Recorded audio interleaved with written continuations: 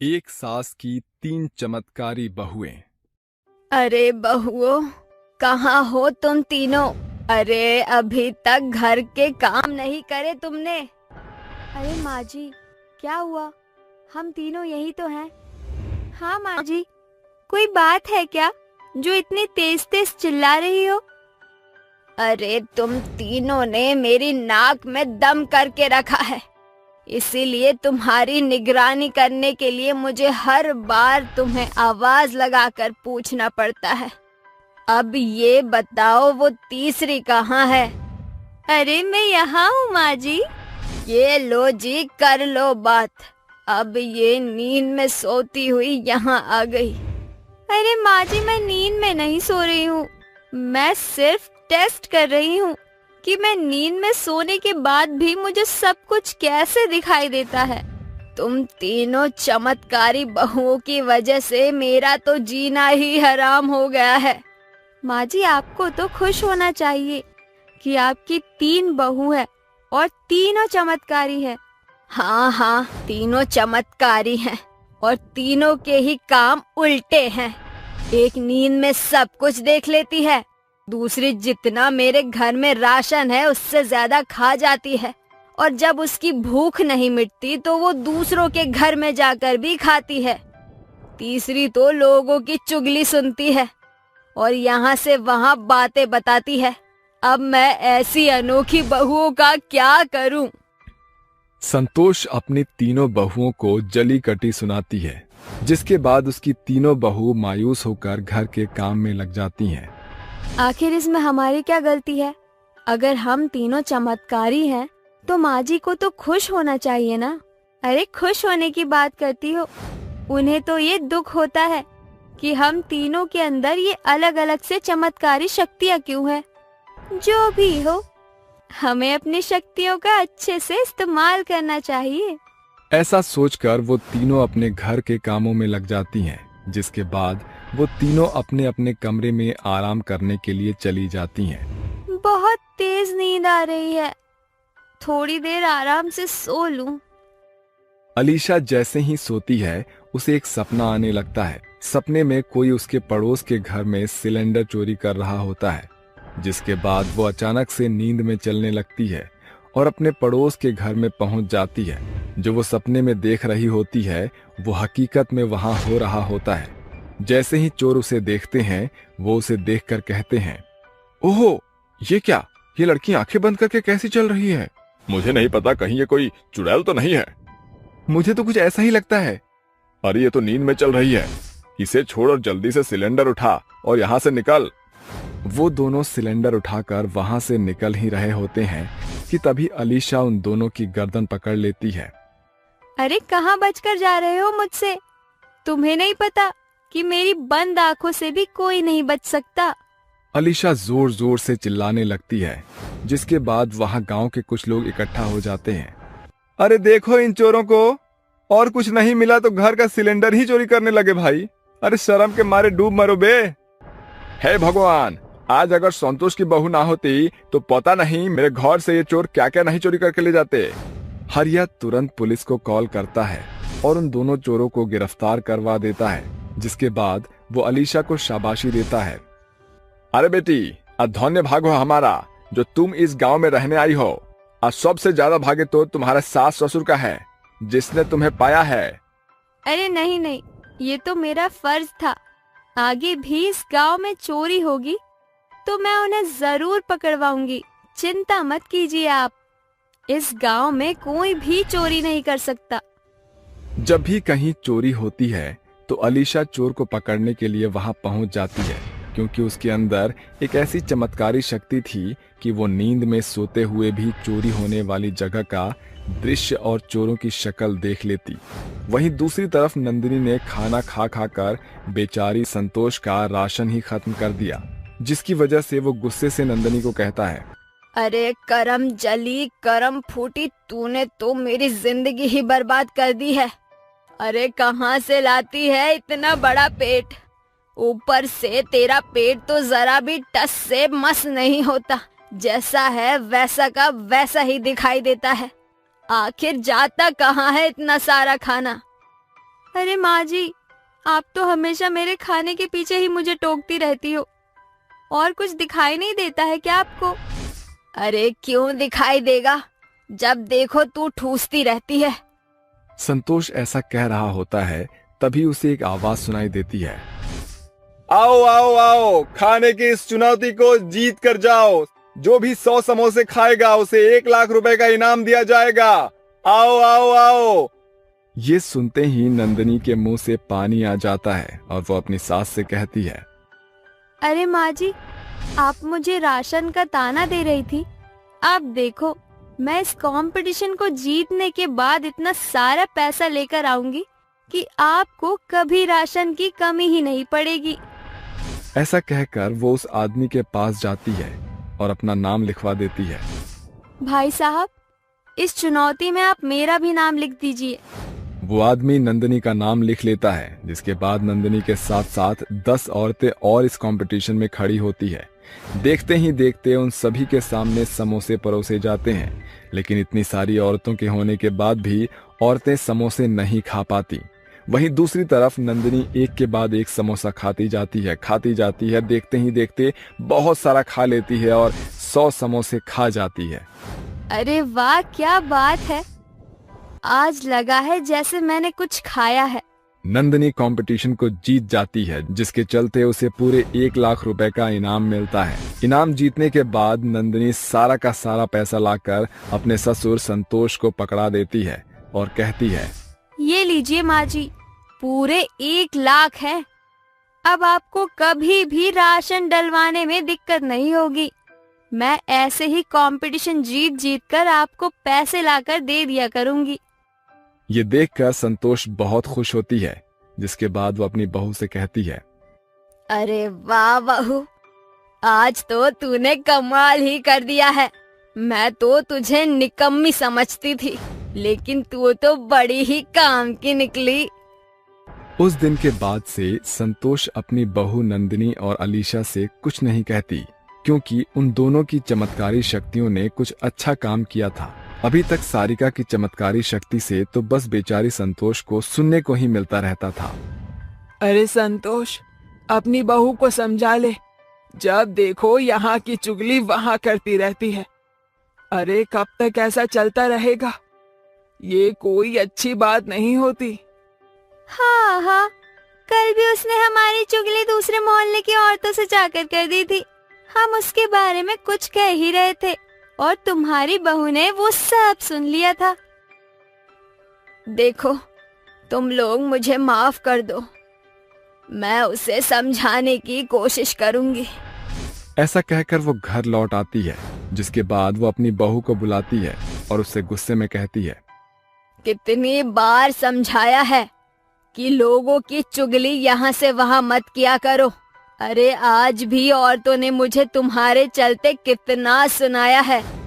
अरे माँ जी, वो सभी औरतें उन बेचारी गरीब बेसहारा लोगों की चुगलियाँ कर रही थी, जिनका तो कोई कसूर भी नहीं था। आखिर वो ऐसा क्यों करती है?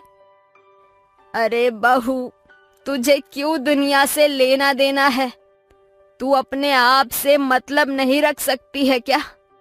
तभी सारिका को कुछ सुनाई पड़ता है। देखो, मैं किसी तरह सबकी बस्तियों के पेपर साइन करवा लूंगा, लेकिन इसमें मुझे आधा प्रॉफिट चाहिए, क्योंकि ये बहुत रिस्की काम है। अगर मैं पकड़ा गया तो बहुत बड़ी दिक्कत हो जाएगी। ठीक है, आधा तुम्हारा आधा मेरा, लेकिन याद रहे, अगर तुम पकड़े गए तो तुम मुझे नहीं जानते और मैं तुम्हें नहीं जानता, ठीक है? ये सुनने के बाद सारिका अपनी सास से कहती है, अरे माँ जी, मैंने अभी फिर से कुछ ना कुछ सुना है। कुछ बहुत गलत होने वाला है। कुछ लोग हम गांव वालों की बस्ती खाली करवाना चाहते हैं और सारी जमीन हड़पना चाहते हैं। संतोष ये सुनकर हैरान रह जाती है, जिसके बाद सारिका उन लोगों को ढूंढने के लिए उनकी आवाज का पीछा करती है। देखते ही देखते वो उन लोगों के पास पहुंच जाती है और उन दोनों के हाथ से पेपर छीन लेती है। देखो माँ जी, मैं सच बोल रही थी। ये लोग चालबाजी खेलकर हम गांव वालों को फंसाना चाहते थे और सारी जमीन हड़पना चाहते थे। सारिका और संतोष गांव के सभी लोगों को उन लोगों की सच्चाई बताते हैं, जिसे जानने के बाद गांव के सभी लोग उन दोनों को बहुत मारते हैं और गांव से भगा देते हैं। जिसके बाद संतोष अपनी बहू सारिका से कहती है, बहू मुझे माफ कर दे। मैं तेरे बारे में कितना बुरा भला कह रही थी। आज तेरी इस चमत्कारी शक्ति की वजह से हमारे गांव पर आने वाली बहुत बड़ी विपदा थम गई है। आज अगर तू ना होती तो पता नहीं हम सभी का क्या होता। अरे माँ जी, ये तो मेरा फर्ज था, आप चिंता मत कीजिए। ऐसे ही मैं सबकी जुबानी इधर से उधर करती रहूंगी। गांव के सभी लोग सारिका की बात पर हंसने लगते हैं। वहीं दूसरी तरफ संतोष को अपनी तीनों चमत्कारी बहुओं पर गर्व होने लगता है। अब उसकी तीनों बहू गांव वालों की मदद करती है और अपनी सास के साथ खुशी खुशी रहती है। छोटी सी अधिका अपनी दादी के साथ तालाब के किनारे बैठकर चिड़िया उड़ी खेल खेल रही थी। मोर उड़ा उड़ा, परी उड़ी उड़ी, कपड़े उड़े उड़ जा। तभी अधिका की नजर बतख पर पड़ती है जो मगरमच्छ का शिकार होने वाली थी और अधिका चिल्लाकर कहती है, अरे बतख उड़। ये क्या बोल रही हो बिटिया? मुझे बोलना है, तुम्हें नहीं। अरे नहीं दादी, वो छोटी सी बतख उस मगरमच्छ का शिकार होने वाली है, उसकी ओर बढ़ रहा है वो, मुझे बचाना होगा। मगरमच्छ इस बतख के करीब आता ही है कि अधिका एक पत्थर लेकर मगरमच्छ को मारती है और उस छोटे से बतख को अपनी गोद में लिए घर लेकर आ जाती है और उसे प्यार करते हुए बोलती है, अरे तुम कितनी प्यारी बतख हो। अरे तुम्हारी तो सर पर चोट लगी है, मेरा मारा हुआ पत्थर उछलकर तुम्हें भी लग गया है, मैं तुम्हें अभी दवाई लगा देती हूँ।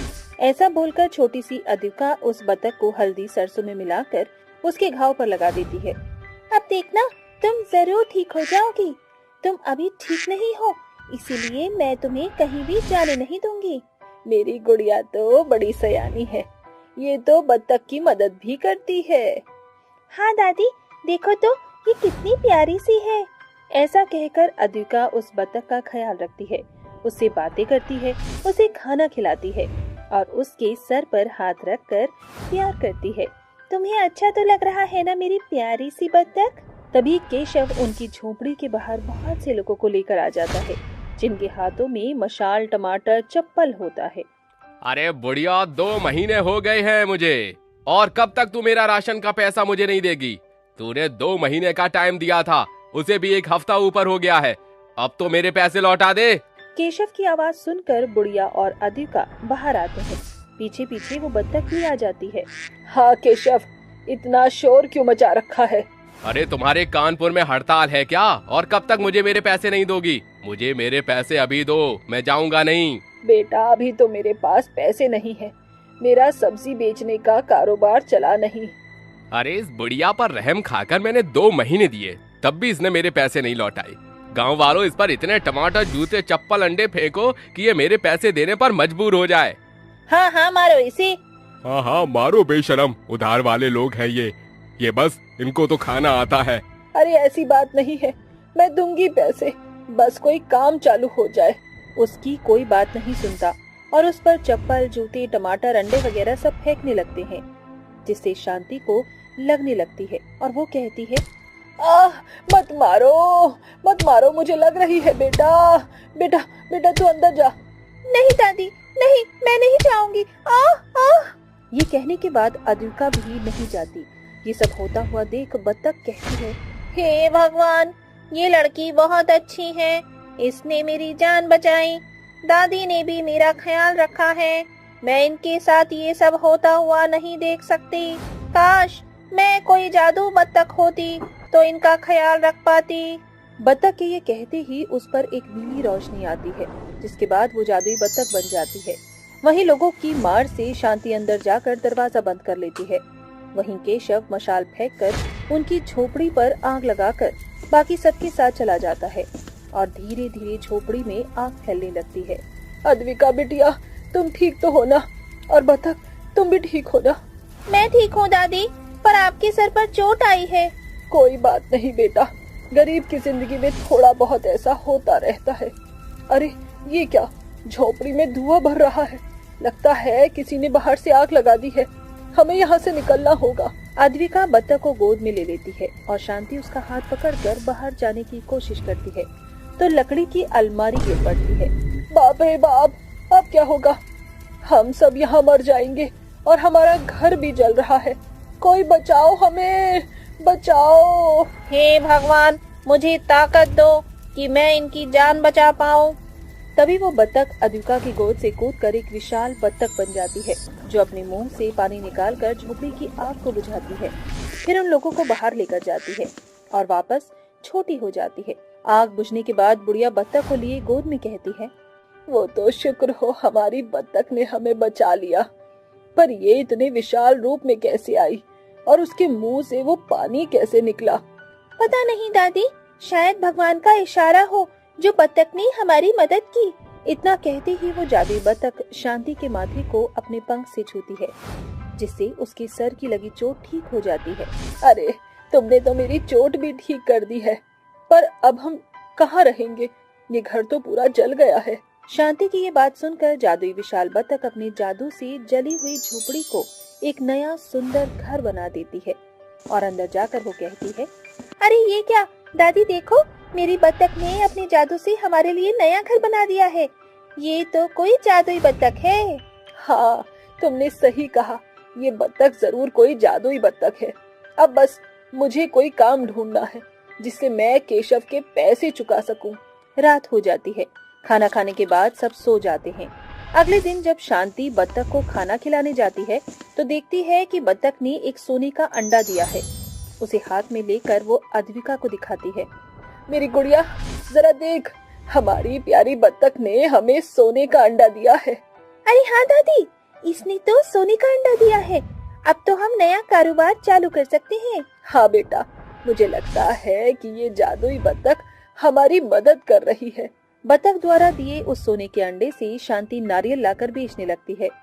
उसके अगले दिन ही वो बत्तख फिर से सोने का अंडा देती है, जिसे देखकर शांति कहती है, अद्विका बेटा, मुझे लगता है मुझे नारियल पानी नहीं बेचना चाहिए, बल्कि इस एक और सोने के अंडे से मैं पूरा खेत खरीद लेती हूँ, जिस पर मैं खेती कर सकूं। हाँ दादी, आप सही कह रही हो। उस दूसरे सोने के अंडे को बेचकर शांति एक खेत भी ले लेती है और वहाँ अच्छी खाद और बीज डालकर पानी डाल देती है। साथ ही पैसे लेकर केशव के दरवाजे पर जाती है और कहती है, दरवाजा खोलो केशव, मैं आई हूँ। अरे कौन है जो इतने सवेरे सवेरे आ गया? अरे शांति, तुम फिर से मुझसे उधार राशन लेने आई हो? तो भूल जाओ, पहले मेरे पैसे लौटाओ। मैं आज के बाद तुमसे कोई राशन नहीं लूंगी। और रही बात तुम्हारे पैसों की, तो ये लो, रखो अपने पूरे पैसे अपने पास। याद रखना, कभी किसी की मजबूरी का फायदा मत उठाना।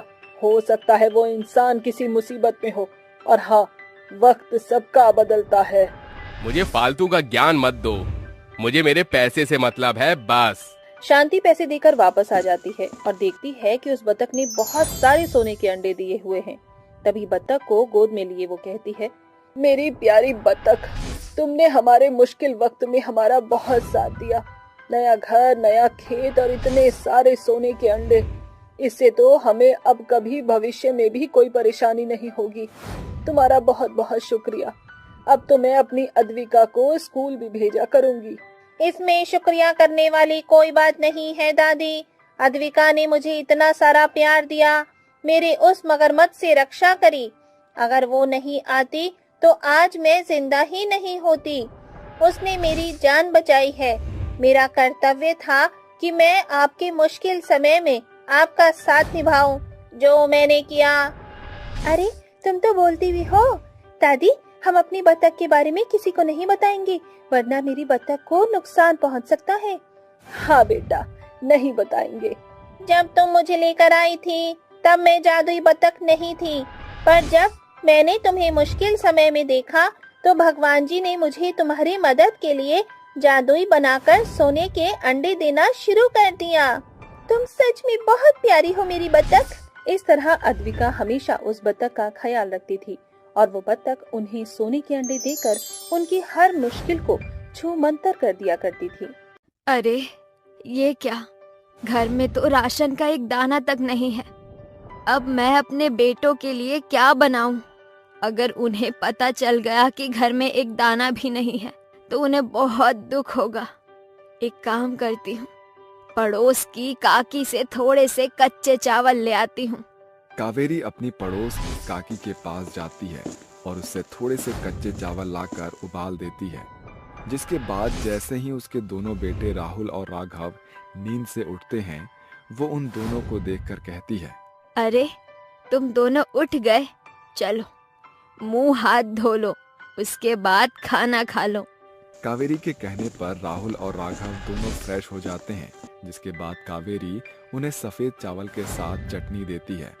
अच्छा सुनो, घर में राशन खत्म हो गया है, बच्चा कुचा मैं बना चुकी हूँ। तुम दोनों कहीं नौकरी कर लो ताकि घर की परेशानियां दूर हो जाए। पूरे 2 महीने से मैं नौकरी ढूंढने के लिए यहाँ से वहाँ इंटरव्यू पर इंटरव्यू दे रहा हूँ, लेकिन क्या करूँ यार, मैं कोई मुझे नौकरी पर ही नहीं रख रहा।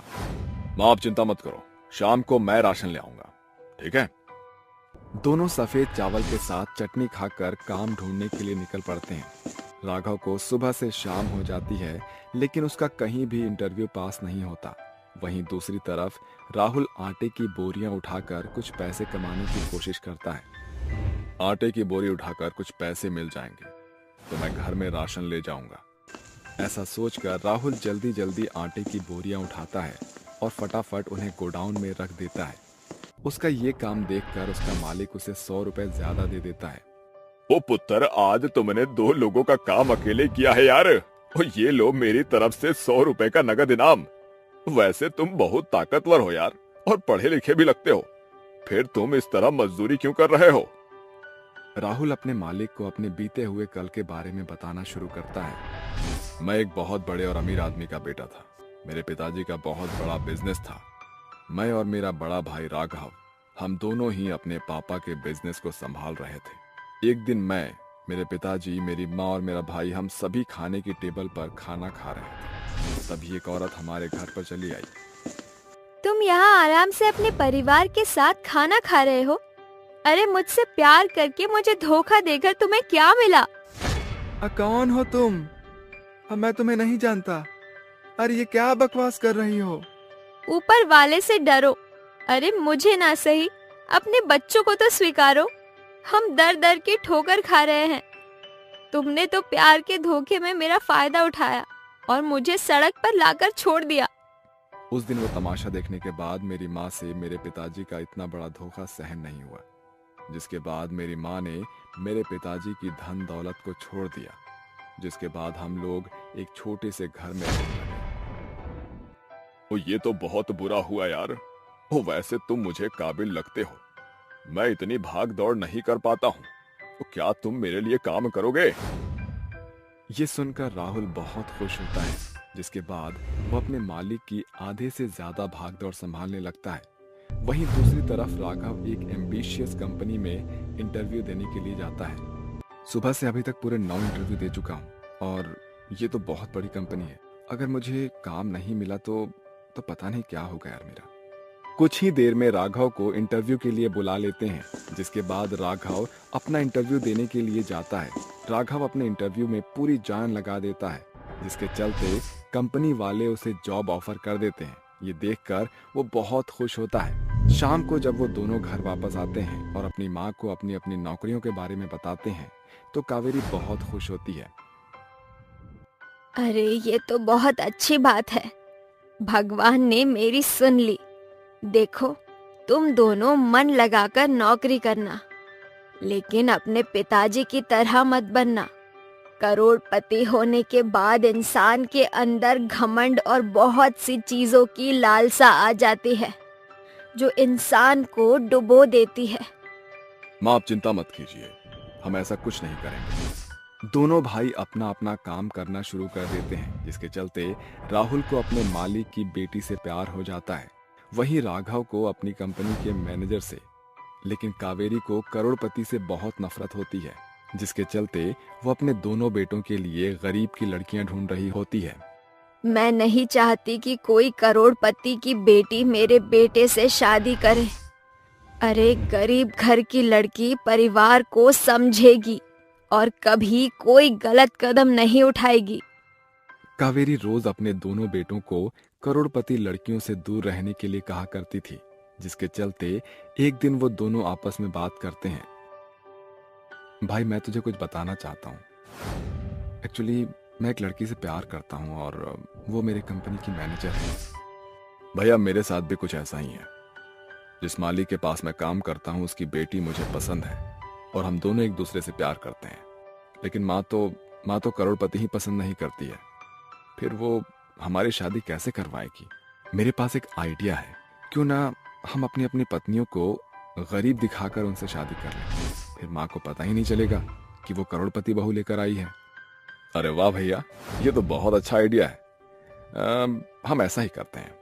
राहुल और राघव दोनों ही अपनी अपनी गर्लफ्रेंड को गरीब घर की लड़कियां बनाकर अपनी माँ से मिलवा देते हैं, जिसके बाद कावेरी उन दोनों को देखकर कहती है, अरे रूपा निशा, तुम दोनों तो बहुत खूबसूरत हो। भगवान ने बहुत ही खूबसूरती से फुर्सत से बनाया है तुम्हें, और तुम दोनों ही गरीब घर से हो। लेकिन चिंता मत करो, मेरे बेटे तुम्हारा बहुत अच्छे से ध्यान रखेंगे। कुछ दिन में कावेरी अपने दोनों बेटों की शादी उनकी पसंद की लड़कियों से करवा देती है, जिसके बाद वो अपनी करोड़पति बहुओं को गरीब घर का समझकर उन्हें अपने घर ले आती है। देखते ही देखते निशा और रूपा दोनों घर की सभी जिम्मेदारियों को संभाल लेती हैं और अपनी सास का अच्छे से ख्याल रखती हैं। अरे तुम दोनों की शादी तो हो गई, लेकिन तुमने मुझे अपने परिवार वालों से अभी तक नहीं मिलवाया है। मैं चाहती हूँ कि तुम दोनों आज की शाम को अपने परिवार वालों को खाने पर बुला लो। ये सुनने के बाद वो दोनों हैरान रह जाती हैं, जिसके बाद वो दोनों कावेरी से कहती हैं, अरे माँ जी, मैं नहीं चाहती कि मेरे पिताजी यहाँ पर आए, क्योंकि वो बहुत गरीब है। उन्हें इस हालत में देखकर मुझे अच्छा नहीं लगेगा। हाँ माँ जी, मेरी माँ भी बहुत गरीब है। अगर वो यहाँ पर आएंगी तो मुझे अच्छा नहीं लगेगा। अरे तुम ये कैसी बातें कर रही हो? अमीरों से अच्छा तो गरीब होना है।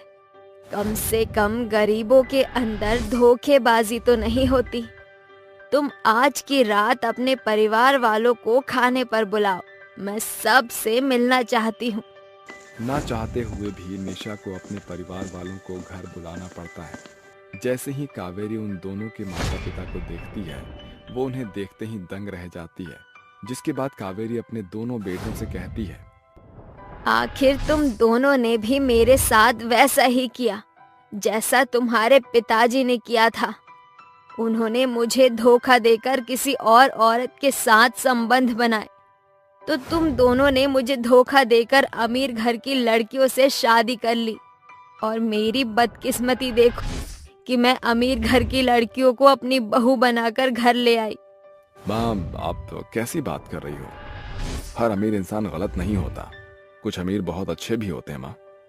हाँ माँ, हम दोनों अपनी पत्नियों से बहुत प्यार करते हैं। हम नहीं चाहते थे कि आप हमें उनसे अलग करें, इसलिए हमने ये सब किया। हमें माफ कर दीजिए माँ, लेकिन हमें अपनी पत्नियों से अलग मत कीजिए प्लीज। अपने बेटों को अपनी पत्नियों से इतना प्यार करते हुए देखकर बेचारी कावेरी कुछ नहीं कह पाती, जिसके बाद वो अपने दोनों बेटों को गले से लगाते हुए कहती है, मुझे माफ कर दो। अपने गुस्से के चलते मैंने तुम दोनों को बहुत उल्टा सीधा कहा।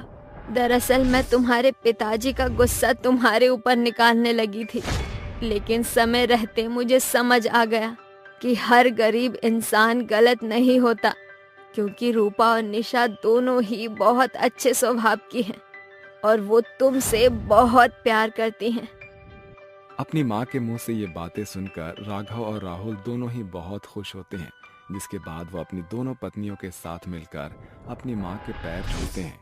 उस दिन के बाद उनकी सभी परेशानियां धीरे धीरे ठीक होने लगती है और वो सभी अब एक साथ खुशी खुशी रहने लगते हैं।